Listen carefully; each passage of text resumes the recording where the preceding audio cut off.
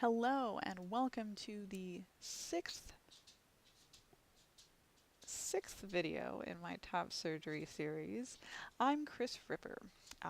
This is the first video I've made after post-surgery, if you will. It has been evidently 11 days. It is unreal to me. It is unreal to me that it's been 11 days. It's also unreal to me that it's only been 11 days. You know how simultaneously that can happen? I can't believe that my body has not been this shape always, because this shape feels like home. But on the other hand, like, holy shit, every time I'm like, oh, my chest, it feels so right. Um, I am really experiencing all of the cliches. I feel more whole, I feel more happy, I feel this sense of peace in my skin that I've never felt before.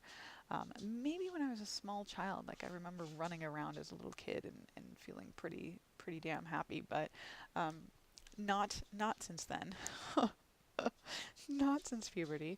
So I am embracing my life of cliche at this moment because why the fuck not? I'm also ecstatically happy. I'm a suicidal depressive. I really expected to be nailed hard um, by depression after surgery because it's a default state of mine. But I have not been. I'm really so happy and I'm really so at peace that I am. It's a tremendous relief, and it is not. Uh, cat. It is not my default state, so I'm really very relieved and also waiting for the bubble to burst and for me to just like hit the floor like you do when that is your experience. Um, I I I'm not going to take my shirt off. If that's what you're waiting for, that's not going to happen. That's not going to be these videos. This is also my professional name, so I'm not going to be disrobing. Though for the record, I have basically no personal modesty and disrobe for no reason, just because I'm hot or something. But um, I nursed y'all. I nursed that child for a long damn time. Didn't make milk. Nursed for comfort and never covered up at all, ever. I got rude comments in public. I had a lady stop to tell me I should be ashamed of myself. I was like, nope, not ashamed. Thank you for playing, because I don't give a fuck at all. And really, those breasts didn't feel like mine anyway. It's just like borrowed. And now I have returned them to the ether, and I am much happier without them. Um, I really, when I used to watch these post-surgery videos, I wanted the kind of the golden ticket. I wanted to know the things that would help me make my theoretical fantasy recovery from top surgery better. And I'm sorry to say that I don't think that exists. It could be, arnica and bromelain, or however it's pronounced. Although I'm not taking arnica, I'm only taking the one that we don't know how to pronounce. I don't know how to pronounce it. It could be that I got leave to continue taking my B vitamins throughout pre and post surgery, which was awesome because they really help my moods stay stable. Um, it could be just however brain chemistry works, this thing is working for me on a level it doesn't work easily for everyone. Um, which I have to tell you is really weird because I am a depressive and an anxiety ridden suicidal, but I'm not that right now. I feel really apologetic. I'm sorry. I believe in representation, and usually I am the guy representing for that. And right now I'm the asshole who's like driving around in love with the universe, like marveling at how beautiful the sunlight looks through the clouds. I swear to God, I don't. I'm not comfortable with this. This is just my life right now. Um, it's it's wonderful. I can't even. Um, it's wonderful. I am still wearing the binder. I'm wearing the binder until for another 3 days, I think. Uh, so I'll be really stoked to not be doing that anymore because honestly, and I this is going to sound a little bit strange, but I kind of want access to my skin. Like I want to be able to touch my skin because right now it still feels sort of medicalized, which is not a thing that I'm hugely fond of, and I want to have access to my skin. Um, and really, I think the only scar thing I'm going to do is massage with silicone lube because I want to be able to move easily with my scars, and I'm not so much concerned with how they look, so I'm not um, gonna worry about making them go away. But I do want to be able to do downward facing dog someday again, so hopefully we'll do that. I really, I think a lot of this stuff is down to body mechanics. I did a fuck ton of yoga that I'm really happy I did, and not like, I don't do like the hold a position for a long time yoga. I do like the, you know, do serious ab things and chair pose, and then you with the one leg and the others behind you somehow. I don't even know. I'm so happy for all the chair pose. I really hate chair pose, and I'm so happy because I can get in and out of bed really easily. And I think it's because of that. But I think a lot of this is just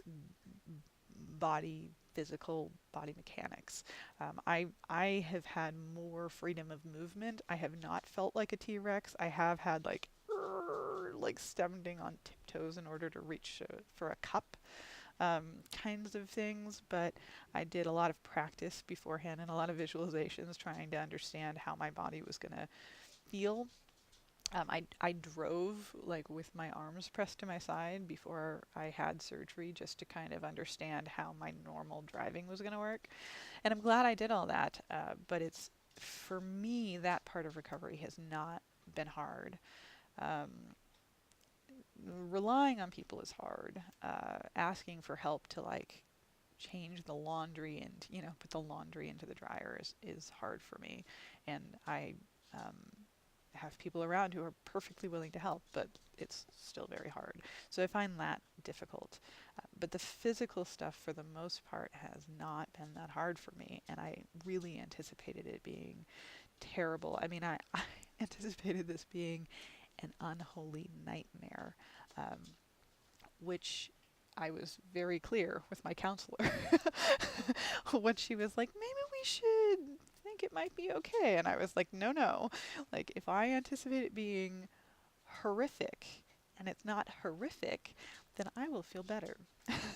Which I think really she kind of came to a place of like, well, okay, we'll work on this coping mechanism some other time. But as long as it's still sort of functioning, I guess we'll let it go.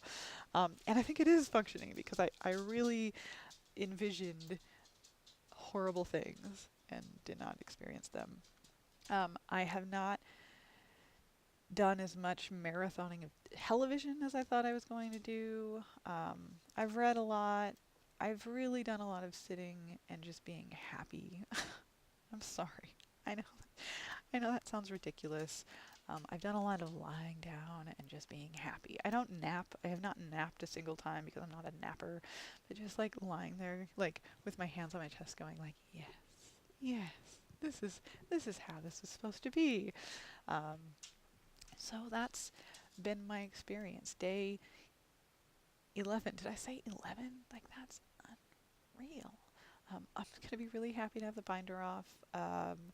But also, oh, for people who can't do low sodium, you'll just swell more. I swelled. I was swollen for a while. Still swollen.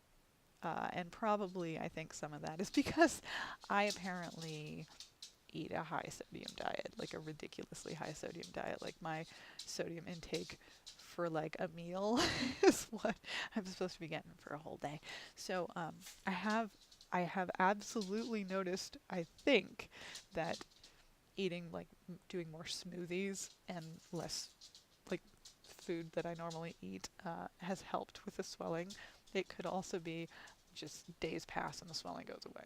I don't know. But that's been really interesting, and the numbness has been a trip. The numbness is super fascinating. I have feeling like around my areolas, but not like not on the nipple and not outside of them. Like there's whole patches I think where liposuction was done where I have no feeling at all. It's so strange. And I haven't experienced a lot of pain either. Um, so I don't know. Discomfort, yes, certainly tightness, but I'm also moving a lot more than a lot of people do just because it hasn't felt like I shouldn't. So, pay attention to your body. Your body will heal differently than everybody else's body, and that's what everyone says. And hey, everyone is true. Everyone is accurate on that point, in my experience. This is a fucking long video. I'm sorry. I'm just going on, and I'm gonna stop now. But thank you for watching. If you're still with me, and I don't know when I'll make another video. Maybe in a couple of weeks. If I get horribly, horribly depressed, I promise, I will make a video sharing that experience. Actually, the cat actually killed the video. So I will finish up here. Thank you for watching. Sorry about the cat. Not really, though. Bye.